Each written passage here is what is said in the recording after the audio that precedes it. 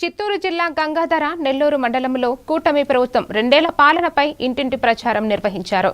జిల్లా యాదవ సాధికార సమితి అధ్యక్షులు శ్రీధర్ యాదవ్ ఆధ్వర్యంలో ప్రజలకు సంక్షేమ పథకాలు, అభివృద్ధి కార్యక్రమాలను వివరించి కరపత్రాలు పంపిణీ చేశారు. కూటమి ప్రభుత్వంపై ప్రజల్లో నమ్మకం పెరిగిందని, రాష్ట్రం అభివృద్ధి దిశగా ముందుకు సాగుతోందని ఆయన తెలిపారు. ముఖ్యమంత్రి చంద్రబాబు నాయకత్వంలో రాష్ట్రానికి పెట్టుబడులు వస్తున్నాయని, గంగాధర నెల్లూరు నియోజకవర్గం కూడా అభివృద్ధి బాటలో పయనిస్తోందని పేర్కొన్నారు. 3 ఉచిత సిలిండర్లు మంజూరు చేశారు. శ్రీశక్తి ద్వారా ఎంతో మంది మహిళలకి ఉచిత బస్సు సౌకర్యం కల్పించారు.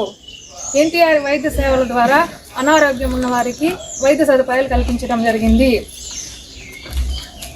ఇంకా భవన నిర్మాణము, రోడ్లు, రైతులకు పట్టాదారు పాస్బుక్లు రాజముద్రత మంజూరు, ఉచిత ఇసుక, సాగునీటి ప్రాజెక్టులు, ఎన్నో అభివృద్ధి పథకాల ద్వారా రాష్ట్రాన్ని ముందుకు తీసుకెళ్తున్నటువంటి గౌరవనీయులు ముఖ్యమంత్రి గారు నారా చంద్రబాబు నాయుడు గారికి ధన్యవాదాలు తెలుపుకుంటున్నాను.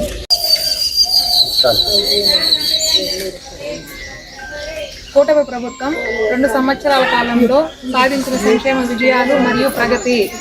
అన్నదాత సుఖీభవ పథకం కింద ప్రతి రైతుకు సంవత్సరం 20,000 రూపాయల మంజూరు. తల్లికి వందనం పథకం కింద